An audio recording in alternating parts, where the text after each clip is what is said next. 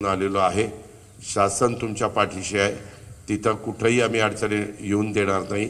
आता मी तुमचा पालकमंत्री असल्यामुळे मी आढावा पण वरचेवर त्या ठिकाणी घेतोय। एक आहे, मी तुम्हाला आत्ताच सांगतोय, उद्याच्या 26, 27, 28ला पण मोठ्या प्रमाणावर आपल्या महाराष्ट्रातल्या काही भागामध्ये अतिवृष्टी होण्याची शक्यता आहे, अशा प्रकारे हवामान खात्याने अंदाज वर्तवलेला आहे। त्यामुळं आपण सगळ्यांनी मिळून ती काळजी घेतली पाहिजे।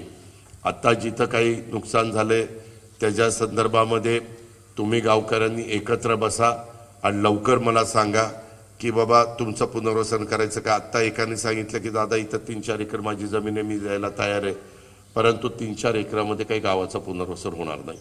मला उपसरपंचांनी सांगितलं की दादा आमचा साधारण 300च्या वर उमरा आहे, आपण साधारण उमऱ्याची भाषा बोलतो तर 300च्या वर आहे, तर तुम्ही सगळ्यांनीच त्याबद्दलचा विचार करा। इतर पण निवेदन आहेत, पण मी एवढंच तुम्हाला सांगतो, तुम्ही एकटा आहोत असं अजिबात समजू नका। तुम्हाला आम्ही वाऱ्यावर सोडणार नाही।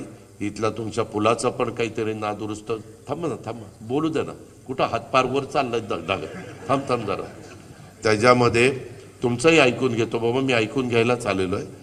तर त्यामध्ये आत्ता ज्या काही सूचना उपसरपंचांनी किंवा गावातल्या इतर प्रमुख मंडळींनी, काही माझ्या मावश्या किंवा माझ्या लाडक्या बहिणी पण मला भेटल्या, त्यांनी पण त्यांची जी काही अडचण आहे ती सांगितलेली आहे। आमच्याकडं तलाठी आपल्या इतर लेडीज आहे, त्यांनी पण लिस्ट तयार केलेली आहे आणि ह्याच्यात कुठं कुणाला वगळलं जाणार नाही। ज्याचं नुकसान झालंय त्याला मदत करण्याचं भूमिका ही आमची राहील। ज्यांच्या